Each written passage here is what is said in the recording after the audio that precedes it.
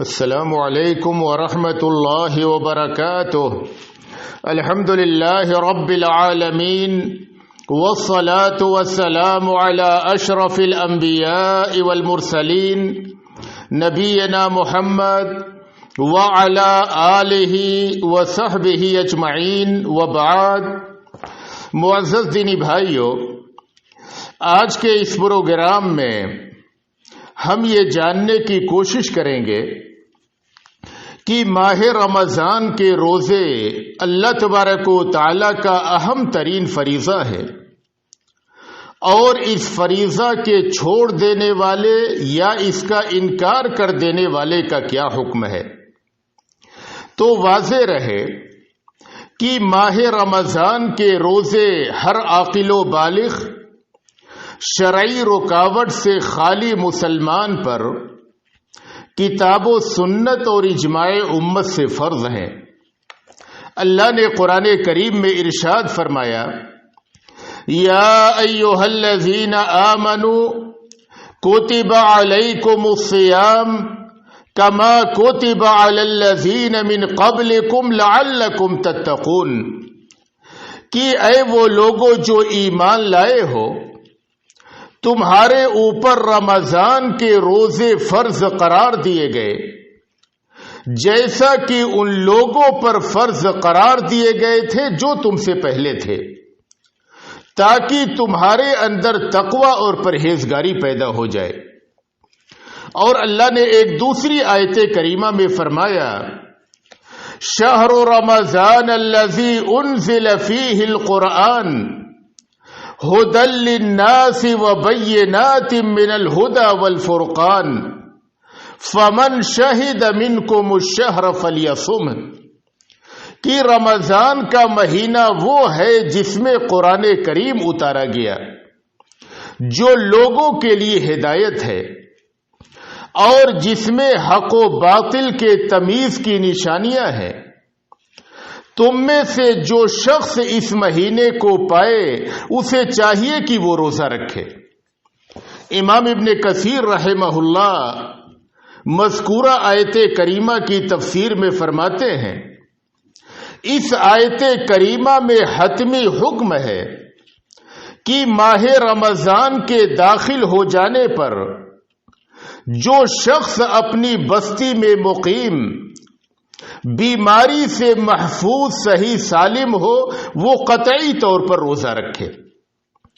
تو ان دونوں آیات کی روشنی میں یہ بات واضح ہو جاتی ہے کہ رمضان المبارک کے روزے فرض ہیں۔ نبی اکرم صلی اللہ علیہ وسلم ایک حدیث میں فرماتے ہیں، بنی الاسلام علی خمس، شہادت اللہ الہ الا اللہ وَأَنَّ مُحَمَّدَ رَسُولُ اللَّهِ وَإِقَامِ الصَّلَاةِ وَإِيتَاءِ الزَّكَاةِ وَالْحَجِّ وَصَوْمِ رمضان، کہ اسلام کی بنیاد 5 ستونوں پر قائم ہے۔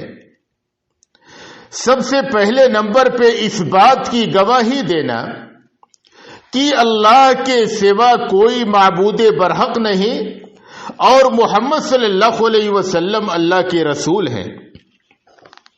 دوسرے نمبر پہ نماز قائم کرنا، تیسرے نمبر پہ زکوٰۃ ادا کرنا، چوتھے نمبر پہ رمضان کے روزے رکھنا، اور 5ویں نمبر پہ خانہ کعبہ کا حج کرنا۔ جب نبی اکرم صلی اللہ علیہ وسلم کے پاس حضرت جبرائیل علیہ السلام انسانی شکل میں آئے اور انہوں نے آ کر کے نبی اکرم صلی اللہ علیہ وسلم سے پوچھا، مل اسلام، کی اے نبی صلی اللہ علیہ وسلم اسلام کیا ہے؟ تو آپ صلی اللہ علیہ وسلم نے فرمایا، الاسلام ان تشہد ان لا الہ الا اللہ وان محمد رسول اللہ وتقیم الصلاة وتؤتی الزکاة وتصوم رمضان وتحج البیت ان استطعت الیہ سبیلا۔ اسلام یہ ہے کہ تم اس بات کی گواہی دو کہ اللہ کے علاوہ کوئی معبود برحق نہیں ہے، اور محمد صلی اللہ علیہ وسلم اللہ کے رسول ہیں، نماز قائم کرو، زکوٰۃ ادا کرو، ماہ رمضان کے روزے رکھو، اور اگر طاقت ہو تو خانہ کعبہ کا حج کرو۔ تو رمضان کے روزے رکھنا یہ اسلام کا چوتھا رکن ہے۔ لہذا ہر وہ مسلمان جو عاقل ہو، بالغ ہو، شرعی رکاوٹ سے خالی ہو، اس کے اوپر رمضان کے روزے رکھنا فرض ہے۔ رمضان کے روزے موجودہ کیفیت سے سن 2 ہجری میں فرض قرار دیے گئے۔ نبی اکرم صلی اللہ علیہ وسلم نے اپنی حیات مبارکہ میں 9 روزے رکھے۔ علامہ ابن رشد رحمہ اللہ فرماتے ہیں، عہد نبوت سے لے کر آج تک ہر زمانہ میں ہر مسلک و جماعت کے مسلمانوں کا اجماع رہا ہے کہ ماہ رمضان کے روزے واجب اور ہر مکلف مسلمان پر فرض ہیں۔ دور قدیم یا دور حاضر میں کسی نے بھی اس اجماع کی مخالفت نہیں کی ہے۔ اب اگر کوئی شخص اللہ تبارک و تعالی کے اس عظیم فریضہ کا انکار کرے تو اہل علم اس بات پر متفق ہیں کہ وہ شخص دائرے اسلام سے خارج ہو جاتا ہے۔ رمضان کے روزوں کی فرضیت پر امت محمدیہ کا اجماع ہے، اور یہ ارکان اسلام میں سے ایک اہم رکن ہے جس کا دین اسلام سے ہونا بدیہی طور پر معلوم ہے۔ جو شخص روزوں کی فرضیت کا انکار کرے وہ مرتد اور کافر ہے، اس سے توبہ کرائی جائے۔ اگر توبہ کر لے اور روزہ کی فرضیت کا اقرار کرے تو ٹھیک ہے، ورنہ کافر سمجھ کر اسے قتل کر دیا جائے۔ علامہ محمد بن صالح العثیمین رحمہ اللہ فرماتے ہیں، ماہ رمضان کے روزوں کی فرضیت پر مسلمانوں کا قطعی اجماع ہے، جس کا دین اسلام سے ہونا بدیہی طور پر معلوم ہے۔ جو شخص روزوں کی فرضیت کا انکار کرے وہ کافر ہے، اس سے توبہ کرائی جائے۔ اگر توبہ کر لے اور اس کی فرضیت کا اقرار کر لے تو بہتر، ورنہ بحکم مرتد قتل کر دیا جائے۔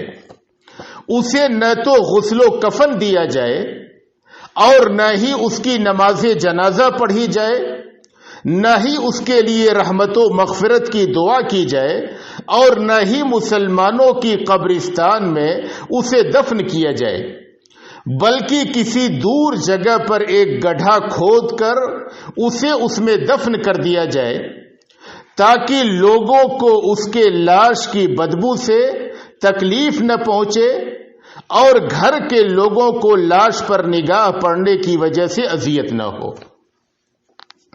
سعودی عرب کی فتویٰ کمیٹی کے ایک فتوے میں کہا گیا ہے، جس نے ماہ رمضان کے روزوں کی فرضیت کا انکار کرتے ہوئے اس مہینے کے روزے چھوڑ دیے تو وہ بالاجماع کافر ہے، لیکن جس نے سستی اور کاہلی کی بنا پر چھوڑ دیا وہ کافر تو نہیں ہے، لیکن اسلام کے ایک ایسے رکن کے چھوڑ دینے کی وجہ سے جس کی فرضیت پر مسلمانوں کا اجماع ہے بہت بڑے خطرے سے دوچار ہے۔